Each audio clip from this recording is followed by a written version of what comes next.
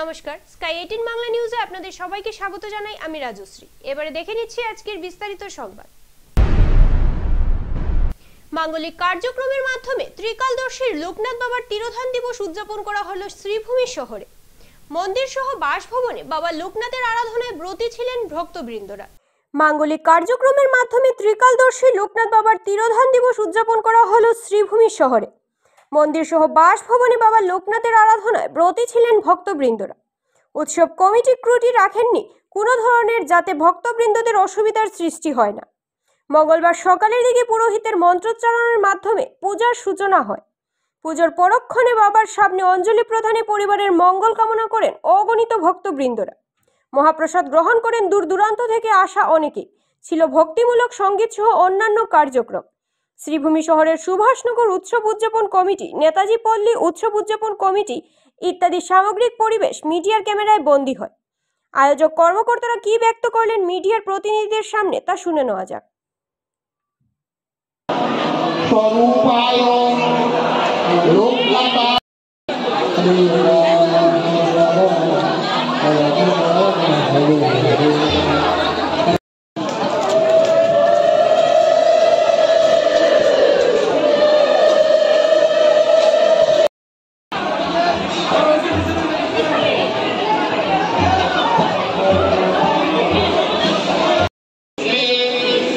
ভগবতে লোকনাথায় ব্রহ্মচারিণে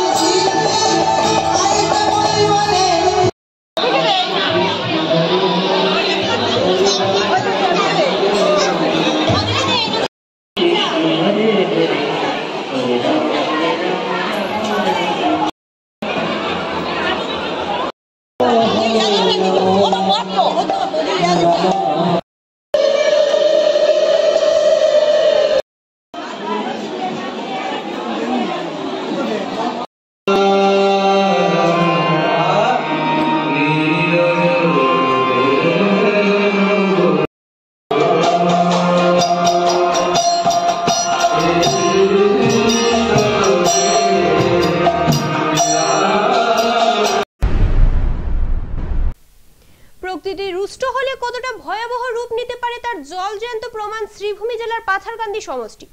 44টি গ্রাম জলের তলায়। পাথারকান্দি পুলিশ থানা, চক্রাধিকারী কার্যালয়, লোক নির্মাণ বিভাগ, শিক্ষা বিভাগ কার্যালয় ইত্যাদি জলে জলময়।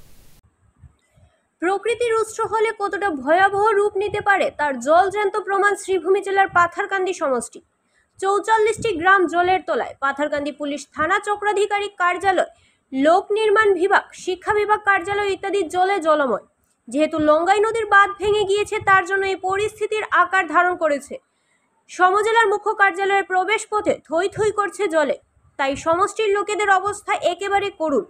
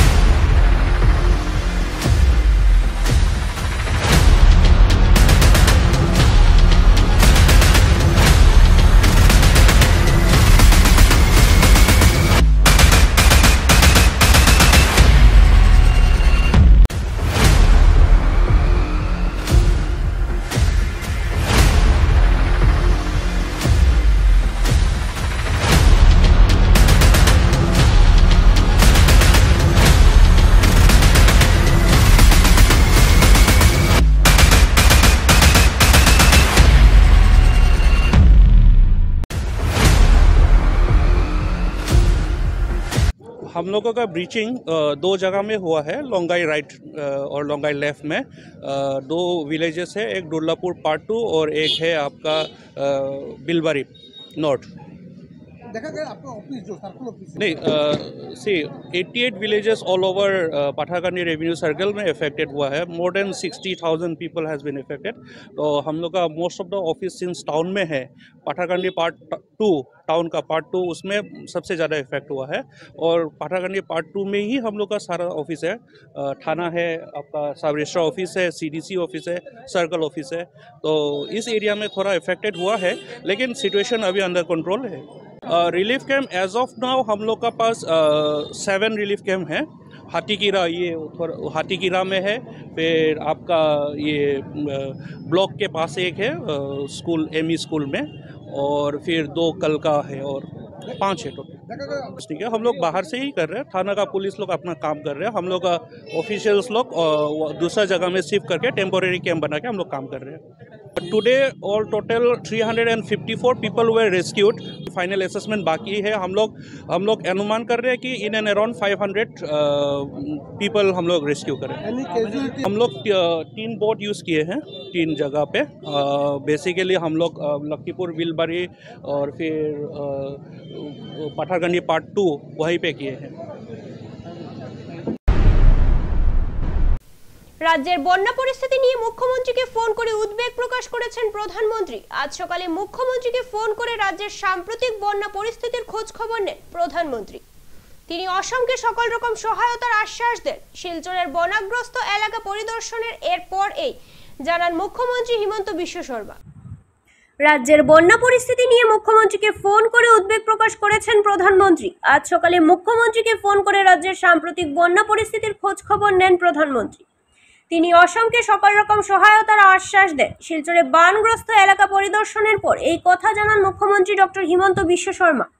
মুখ্যমন্ত্রী বলেন, বরাক উপত্যকার বন্যা পরিস্থিতি বর্তমানে সম্পূর্ণ নিয়ন্ত্রণে রয়েছে। কাছাড় জেলায় কোনো বাঁধ ভাঙেনি বলেও তিনি জানান। মুখ্যমন্ত্রী শিলচরের 6টি আশ্রয় শিবির পরিদর্শন করে বানগ্রস্তদের খোঁজ খবর নেন।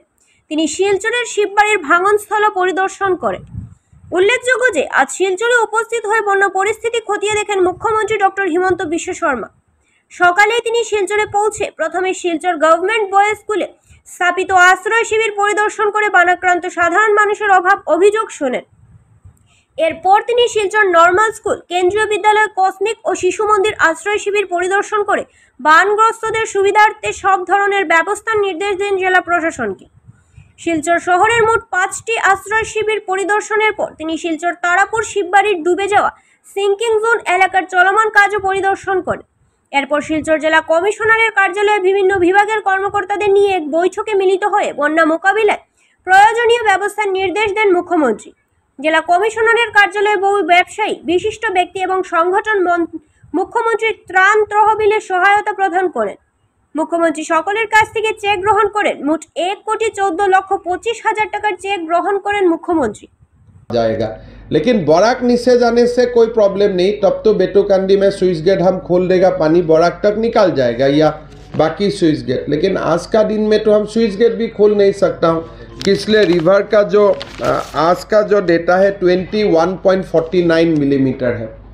लेकिन फिर भी कोई बराक से पानी नहीं आ रहा है बिकॉज ऑफ एम्बैंकमेंट। और अभी हम बेटोकांडी में CRP भी प्लेस कर दिया हूँ, बेरेंगा में भी CRP है। तो मोटा मोटी नदी से पानी नहीं आएगा, लेकिन रेन का पानी का थोड़ा तो समस्या है। आज थोड़ा पानी गिर रहा है। मैं चुआ नहीं तो कौशिक जानी बानपानी कारण जी কৰিব লাগে আমি কৰিম। এতিয়াতো বানপানী ষ্টাৰ্ট হৈছে, লাষ্টলৈকে দেখা যায়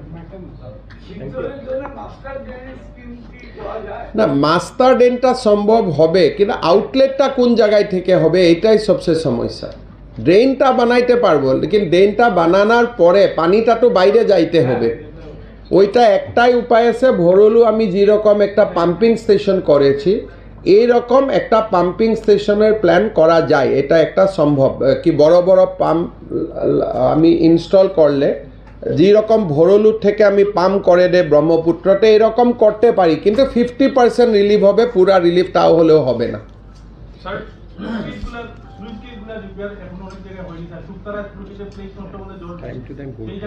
দেখেন এইগুলা রিপেয়ারিং টাইম টু টাইমের ব্যাপার, একবার রিপেয়ার করলেও 2 সালের পরে আবার রিপেয়ার করতে হয়।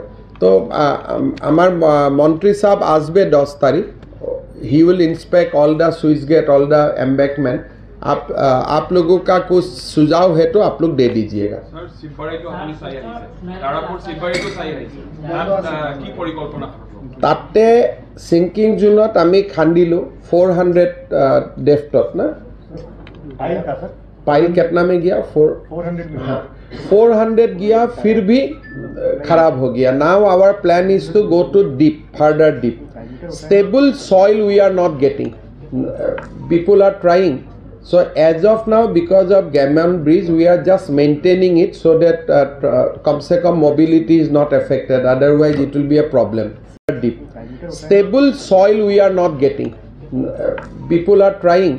So as of now, because of Gammon Bridge, we are just maintaining it so that kam se kam mobility is not affected. Otherwise, it will be a problem. কাজটা তো শুরু হয়ে গেছে, ফার্স্ট পাইলটা ফেল হয়ে গেল, এখন তো গ্যামন সেটের জন্য বন্ধ রাখা হয়েছে, না হলে তো প্রচণ্ড অসুবিধা হবে। কিন্তু ফার্স্ট পাইলটা যেটা আমি করলো 400 মিটারে এটা ফেল হয়ে গেল, এখন আবার নিচে যাইতে হবে। ঠিক আছে, আমার 4-5 দিনের পরে আমি আবার আসবে, কথা চলে, বার্তালাপ চলে থাকবে।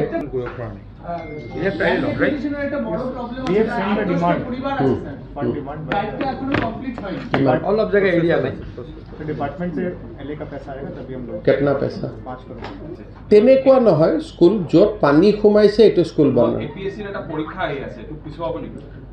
এতিয়াতো পানীটোতো কমিয়ে গৈ আছে, কিন্তু APSC পৰীক্ষাটো যদি ফ্লাড হৈ থাকে তেতিয়াহ'লে ডেফিনেটলি পিছুৱাব, বৰষুণ ফ্লাড হৈ থাকিলে। কিন্তু যদি এনেই পিছুৱাই দিয়ে আমাৰ এপইণ্টমেণ্টটো পিছুৱাই যাব, তেতিয়া নেক্সট বছৰৰ পৰীক্ষাটো আকৌ পাতিব নোৱাৰিম। সেইটো কাৰণে ষ্টুডেণ্টছে ভাবিব লাগে এক্সাম হ'ব, কিন্তু যদি কিবা কাৰণত আমি এক্সাম পাতিব নোৱাৰোঁ আমি পষ্টপন কৰিম, কিন্তু পষ্টপনটো ভাবিব নালাগে, এইটো ভাবিব লাগে যে এক্সাম হ'ব। আমাৰ ফাৰ্ষ্ট এফৰ্ট হয় যেনে তেনে পৰীক্ষাটো পাতা, নহ'লে পিছত দিগদাৰ হয়।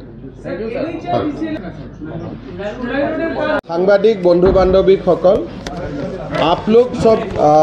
आप लोग सब जानते हैं कि बराक का जो हमारे बराक रिवर है, ये बराक रिवर को हम लोग 19.83 में इसको डेंजर लेवल मानता हूँ। माने 19.83 मिलीमीटर यदि पार हो जाए तार माने बराक नदी विपदसीमार ऊपरत गइছে। As of now Barak river तार जितो फ्लो आछे, as of now it is 21.48 millimetre. That means it is flowing above danger line. আৰু অবভিয়াছলি আমাৰ বৰাক উপত্যকা বৰাক ৰিভাৰৰ পানী ডেঞ্জাৰ লাইনৰ ওপৰত আছে, আৰু বৰষুণৰ কাৰণে শিলচৰ টাউনত পানী জমা হৈছে। আৰু বৰষুণত শিলচৰত পানী জমা হোৱা বাবে আমাৰ ইয়াতে আজিৰ দিনত প্ৰায় গোটেই কাছাৰ ডিষ্ট্ৰিক্টত 5টা ৰেভিনিউ চাৰ্কুল এফেক্টেড হৈছে, 146 ভিলেজ এফেক্টেড হৈছে, আৰু এজন লোকৰ এতিয়ালৈকে মৃত্যু হৈছে। 90টা ৰিলিফ কেম্প হৈছে, 19,249 কেম্পত ইনমেটছ আছে, টোটেল ৰিলিফ চেণ্টাৰ 24 নাম্বাৰ্ছ, আৰু কিছুমান মানুহ ঘৰত আছে, আমি তেওঁলোকক ডিষ্ট্ৰিবিউশ্যন চেণ্টাৰ হিচাপে ধৰিছোঁ। আৰু এতিয়ালৈকে আমাৰ মেডিকেল কেম্পত আমি যি ধৰণে পাৰোঁ বা ৰিলিফ কেম্পত মানুহক আমি সহায় কৰিছোঁ, আৰু মেডিকেল কেম্পতো আমি মানুহক সহায় কৰাৰ কাৰণে যত্ন কৰিছোঁ। কাছাৰ জিলাত এতিয়ালৈকে কোনো মথাউৰি ভঙা নাই, কিন্তু 15টা মথাউৰিত আমি চকু ৰাখিছোঁ, তাতে অকণমান মথাউৰিখিনি দুৰ্বল হৈ আছে। আৰু মই আজি নিজে 6টা ৰিলিফ কেম্প চাই আহিছোঁ, আমি যিমান পাৰোঁ মানুহক সহায় কৰিম। আমাৰ কেম্পত ৰিলিফ কেম্পত মই চবকে সুধিছোঁ, সকলোৱে ৰিলিফ ভালকৈ পাই আছে। বৰাক নদী যদি ওপৰত গৈ থাকে আমি বেটুকান্দি বা আন জেগাত চুইচ গেট খুলিব নোৱাৰোঁ। গতিকে মই ডিচিক কৈছোঁ যে মেক্সিমাম পাম্প লগাব লাগে যাতে পানীটো আমি পাম্প আউট কৰিব পাৰোঁ। প্ৰায় 5 জেগাত পাম্প 10 জেগাত 10 pumps is working as of নাও। বাট যদি দৰকাৰ হয় উইল ইনক্ৰিজ দ্য পাম্পছ আৰু আমি যিমান পাৰোঁ ৰাইজক সহায় কৰাৰ কাৰণে চেষ্টা কৰিম। আজি ৰাতিপুৱা প্ৰধানমন্ত্ৰী নৰেন্দ্ৰ মোদী ডাঙৰীয়ায়ো ফোন কৰিছিলে, অসমৰ বান সমস্যাৰ তেওঁ খবৰ লৈছিলে। মই বৰাক ব্ৰহ্মপুত্ৰ দুয়োটা উপত্যকাৰে হোৱা বান পৰিস্থিতিৰ তেখেতক মই যিখিনি ক'ব লাগে, গোটেই মানুহৰ কিমান কষ্ট হৈছে তেখেতক মই কৈছোঁ। আৰু চেণ্ট্ৰেল গভৰ্ণমেণ্টৰ ফালৰ পৰা আমাক সকলো সহায় কৰিব আৰু অসমতো আমি যিমান পাৰোঁ মানুহক আমি সহায় কৰিম। আজি মই প্ৰথম দিনা আহিছোঁ, উইদিন দিছ উইক মই আৰু এবাৰ শ্ৰীভূমিলৈকেও আহিম। Next 3 to 4 days I will come back again, যাতে মই শ্ৰীভূমি জিলাটো যাব পাৰোঁ। আৰু বৰাকৰ মানুহৰ লগত আমি আছোঁ। In the time of this difficulty will stand by the people of Barak valley আৰু আমি যিমান পাৰোঁ will extend all possible helps. আপোনালোকৰ কিবা কুৱেশ্যন আছে ইউ কেন ৰেজ ইট। ইতিমধ্যে আৰ্থিক সাহায্য আমি ৰেডি কৰি ৰাখিছোঁ। আজি আমাৰ ডিচি চাহাবে ডিছবাৰ্চ কৰি দিব।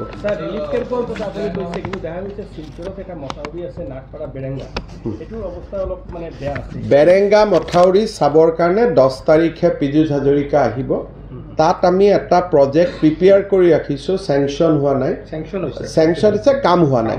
গতিকে মই ভাবোঁ যে এইবাৰ যেনেকৈ আমি বেটুকান্দি বনাই দিলোঁ, এই উইদিন 2025 বেৰেংগা ৰিফাইনেৰীও হৈ যাব। আৰু কিমান টকা চেংচন? আমাৰ অলৰেডি ফাণ্ড চেংচন আছে, আৰু যদি ফাণ্ড বেছি লাগে আমি দি দিম। So far as you know, we have a formula for farming land, for fishery, for veterinary, horticulture. We have formula of disbursing relief. I have already advised DC to upload the names of the people who are suffering. We will help each and every family. Last year also we helped each and every family. This year also it will be my commitment. We will help each and every family affected by flood. Gamon Setu, we have asked NSIDCL to complete it in 60 days of time. Today I have reviewed it. They are delayed by 2 days, but I have asked them to improve the work. We will complete the Gamon Bridge by 28th July.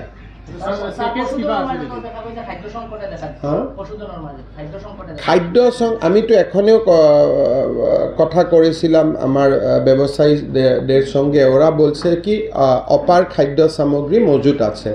তাহলেও from cattle कि अगर आपका कुछ समस्या है गुवाहाटी में बोल दीजिए, हम भेज दूंगा। कोई ত্রাণ শিবিরে গিয়ে বন্যা দুর্গতদের অভাব অভিযোগ শুনলেন ডিসি প্রদীপ কুমার দ্বিবেদী। শ্রীভূমি সদর সার্কেলের অধীনে শহরের ত্রাণ শিবিরে গিয়ে সরাসরি বন্যা দুর্গতদের অভাব অভিযোগ শুনলেন শ্রীভূমির জেলা আয়ুক্ত প্রদীপ কুমার দ্বিবেদী। ত্রাণ শিবিরে গিয়ে বন্যা দুর্গতদের অভাব অভিযোগ শুনলেন ডিসি প্রদীপ কুমার দ্বিবেদী। শ্রীভূমির সদর সার্কেলের অধীনে শহরের ত্রাণ শিবিরে গিয়ে সরাসরি বন্যা দুর্গতদের অভাব অভিযোগ শুনলেন শ্রীভূমির জেলা আয়ুক্ত প্রদীপ কুমার দ্বিবেদী। খাবার, বিশুদ্ধ জল, ঔষধ ও স্যানিটেশন সামগ্রী যথাযথ ও সঠিকভাবে বিতরণ হচ্ছে কিনা তিনি তার খবর নেন। মঙ্গলবার শহরের নীলমণি এলপি স্কুল ও নীলমণি উচ্চতর মাধ্যমিক বিদ্যালয়, সরকারি উচ্চতর মাধ্যমিক বিদ্যালয়ের ত্রাণ শিবিরগুলো পরিদর্শন করেন জেলা আয়ুক্ত। পরে সাংবাদিকদের মুখোমুখি হয়ে প্রতিক্রিয়া ব্যক্ত করেন জেলা আয়ুক্ত প্রদীপ কুমার দ্বিবেদী।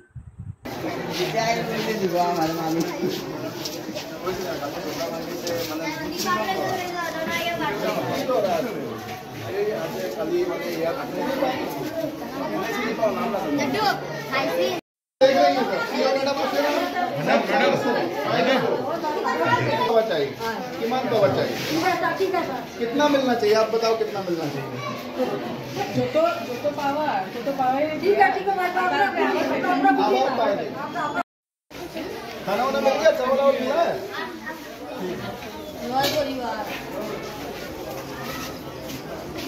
खाना वाना मिला है आप लोगों को? चावल मिल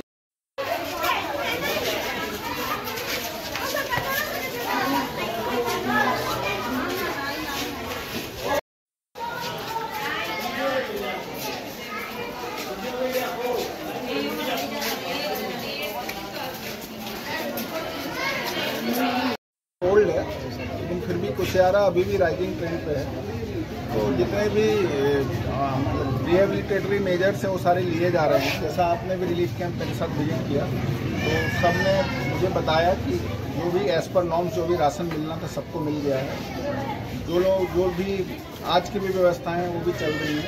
आज भी एक ट्रांच ऑफ राशन दिया जाएगा और जितने भी लोग हैं उनके खाने की रहने की व्यवस्था और चाइल्ड फ्रेंडली स्पेस बच्चों के लिए और मेडिकल कैंप सारी व्यवस्थाओं का जायजा लिया है। सारी व्यवस्थाएं सुनिश्चित की जा रही हैं तो मैं आशा करता हूं कि बहुत जल्दी चीज़ें ठीक होंगी, लोग अपने घरों को वापस जा पाएंगे। बेबी को जितना भी बेबी है काउंट करके हम लोग बेबी फूड सप्लाई कर रहे हैं। कल भी सप्लाई किया गया था, आज भी सप्लाई किया गया है। डोमेस्टिक एनिमल को जी हाँ, कल हमने लगभग 1,500 क्विंटल राइस ब्रांड का सप्लाई किया, 5 सर्कल मिला के। आज और सप्लाई आ रही है और जितना भी जो जैसे जैसे डिमांड आती जा रही है हम लोग करते हैं।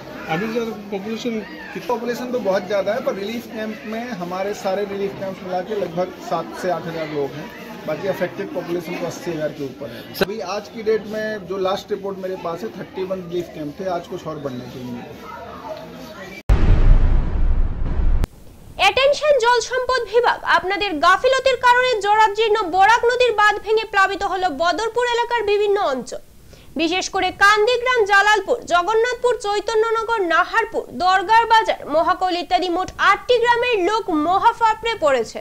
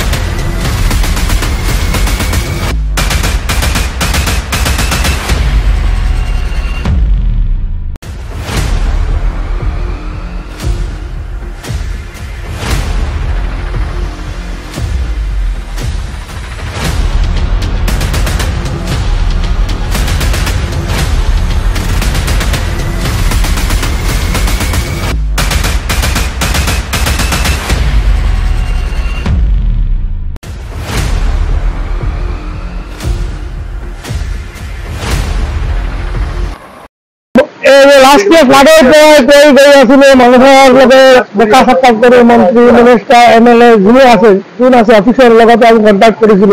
তো কান্দিয়া নর্থ কান্দিয়া এই যেটু প্লেস আছে এটা একদম ভালনারেবল পয়েন্ট, আপনাদের ব্যবস্থা লওক। আজির পৰা 10 দিন আগতে আপোনালোক আহিছে ইয়াত ৰিপৰ্ট কৰিব, তেতিয়া আমি কৈছিলো যে ইমাৰ্জেঞ্চি ফালৰ পৰা আপোনালোকৰ ফালৰ পৰা কিবা এটা ব্যৱস্থা ল'লে এই বানখিনি ৰক্ষা পাব। কিন্তু একজেক্টলি কোনে এইটো আমাৰ কথাখিনি শুনা নাই। এজ এ ৰিজাল্ট আজি আপোনালোকে যি দৃশ্য দেখিছে। কিমান কিলোমিটাৰ এইটো ইয়াত 200 মিটাৰ মান হ'ব। অভাৰটেকিং কৰিছে, তাতে আৰু পইণ্ট আছে সৰু সৰু। যদি আমি চাই লওঁ তো গোটেই এৰিয়াটো অভাৰটেকিংটো আছে, ধৰি লওক 300-400 মিটাৰ অভাৰটেকিং আছে। আৰু এটা অভিযোগ উত্থাপিত হৈছে জলসম্পদ বিভাগে অস্থায়ী যিটো জিঅ' বেগ দি মেৰামত কৰি আছিলে, ইয়াৰ কিছুমান দুষ্ট চক্ৰই এইটো চুৰি কৰি লৈ গৈছে, কি ক'ব? চাওক, মানে সমাজত সকলো ধৰণৰ মানুহ থাকে, ভালো থাকে, বেয়া মানুহ থাকে। যেতিয়া পৰিস্থিতি বেয়া হয় তেওঁলোকে কেনেকৈ ফাইদা ল'ব আৰু ভাল মানুহ থাকে এইটো কাম কৰিবলৈ কেনেকৈ মানুহৰ কল্যাণ হ'ব, এইটো হ'ব। এনেকুৱা মানুহ থাকিলে এনেকুৱা কাম কৰিব পাৰে। টোটেল এনেকুৱা থাকিলে কিমান সংখ্যক ৰাইজ মানে বানপানীত এইটো এই স্পটৰ পৰা পানী গৈ আছে ন।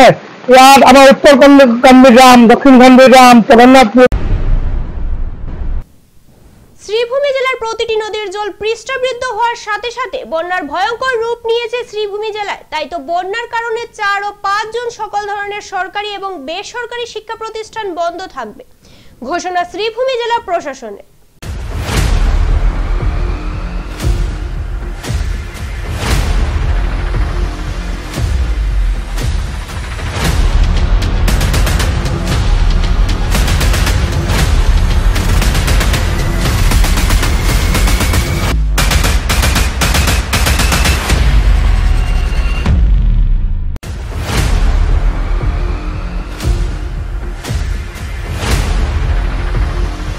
অধিক বৰ্ষণৰ কাৰণে বন্ধ পৰিস্থিতি অলপ বেহাল হৈ আছে, সেইটো কাৰণে দুদিনৰ বন্ধ আছিলে বিদ্যালয়বিলাক। আজি কিবা নতুন ডিচিশ্যন হৈছে নেকি? হয়, মই ডিচি ছাৰৰ লগত কথা পাতিলোঁ।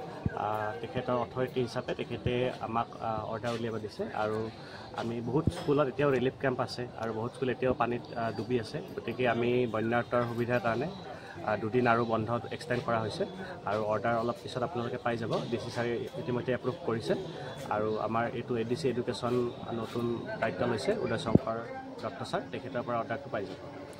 দেখা গৈছে যে ৰিলিফ কেম্প যিমান আছে ইয়াতো আপোনালোকে এটা প্ৰচেষ্টা গ্ৰহণ কৰিছে অংগনবাড়ী চেণ্টাৰ, এইটো লৈ অলপ ক'ব নেকি? এতিয়া ৰিলিফ কেম্প য'ত য'ত ধৰা হ'ল পানীৰ মানে অসুবিধা নহয়, য'ত পানী নুঠে তাত আমি য'ত য'ত সুবিধা আমাৰ চৰকাৰী য'ত য'ত আছে বা আমাৰ প্ৰাইভেট ইনষ্টিটিউশ্যন কিছুমানে আমি সেৱা আমি গ্ৰহণ কৰিছোঁ।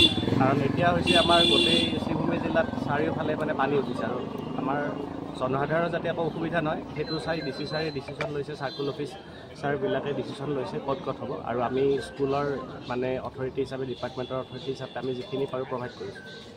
অংগনবাড়ী চেণ্টাৰো খোলা হৈছে নেকি? মানে অংগনবাড়ী চেণ্টাৰ এতিয়ালৈকে এনেকুৱাকৈ লিষ্টত অহা নাই, যদি লাগে দৰকাৰ হ'লে আমি এইটো ছ'চিয়েল ৱেলফেয়াৰৰ আণ্ডাৰত পৰে, আমি চাই কেনে ক'ব পাৰিম।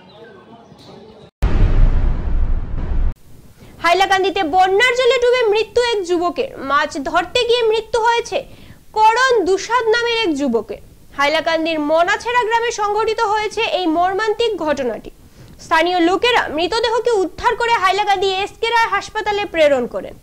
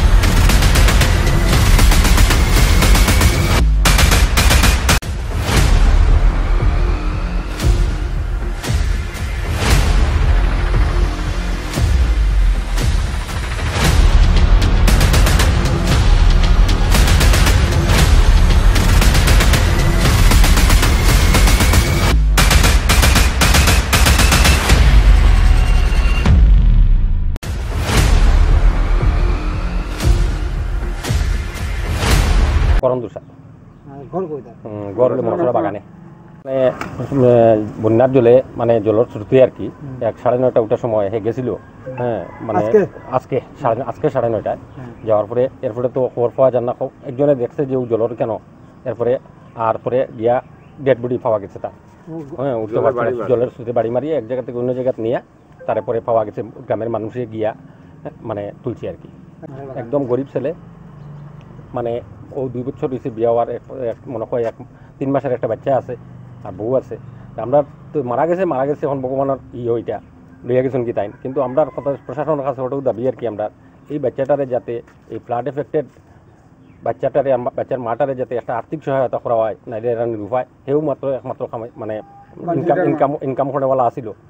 ও অনুরোধ আমরা প্রশাসনের কাছে, আর আমরা কোনো নাই, সরকারের সাহায্য করতে, সরকারের সাহায্যটা চাই আমরা, মানে এই ফ্যামিলির লাগিয়া। মনাছড়া বাড়ি, হ্যাঁ মনাছড়া বাগান, মনাছড়া জিপি মনাছড়া আর রেভিনিউ ভিলেজ মনাছড়া বাগান। আমি মনাছড়া গ্রাম পঞ্চায়েতের এপি মেম্বার। আজকে সকাল আমাদের হীরালাল দুসাদের ছেলে করণ দুসাদ বন্যার জলের মধ্যে স্রোতের ডুবে যায় এবং স্রোতের জলে অনেক জায়গা চলে যায়। তারপর গ্রামের লোকজনেরা সেখান থেকে ওকে উদ্ধার করে। বর্তমানে তার খুব অবস্থা খারাপ, তার পরিবারের অবস্থা, ছোটো ছোটো ছেলেমেয়েরা আছে। আমি প্রশাসনকে অনুরোধ করব বা জেলা আধিকারিককে অনুরোধ করব ওকে একটি আর্থিক সাহায্যের ব্যবস্থা করে দেওয়া হয় এবং এক্ষুনি যদি তৎক্ষণাৎ ওর পরিবারের পাশে দাঁড়ানো যায় সেটার জন্য আমি খুবই অনুরোধ করব জেলা প্রশাসনের কাছে। ধন্যবাদ। স্কাই 18 বাংলা নিউজ আজ এ পর্যন্তই। নমস্কার।